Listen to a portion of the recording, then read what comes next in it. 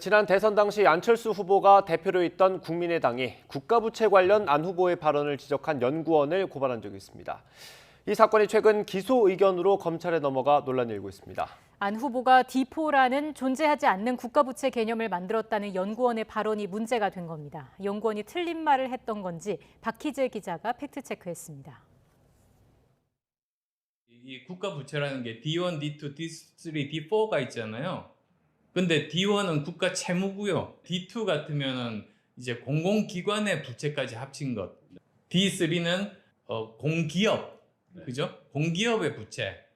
네 번째는 아직 미지급한, 예를 들면 그 연금에 대한 미지급 부채 이런 것까지인데. 그러니까 안철수 후보는 뭐 국가부채를 D1이 있고 D2가 있고 D3가 있고 D4가 있다라고 말을 했는데요. D4라는 개념은 존재하지 않는 개념이에요. 그 재무제표상 부채를 이 D4라고 안철수 후보가 직접 네이밍을 한 거고요.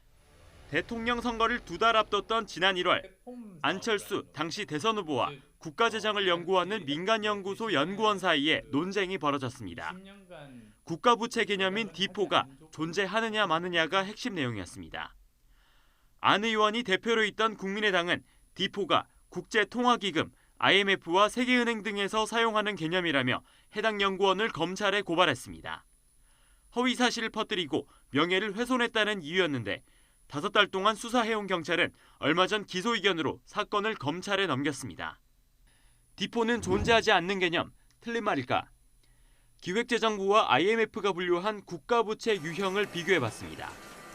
모두 알파벳 D에 숫자를 붙여 부채 종류를 나누고 있는데 우선 기재부는 중앙정부와 지방정부의 채무를 D1으로 규정합니다. D2는 D1의 공공기관 부채를 더하고 D3는 D2의 공기업 부채를 합한 개념으로 정의합니다.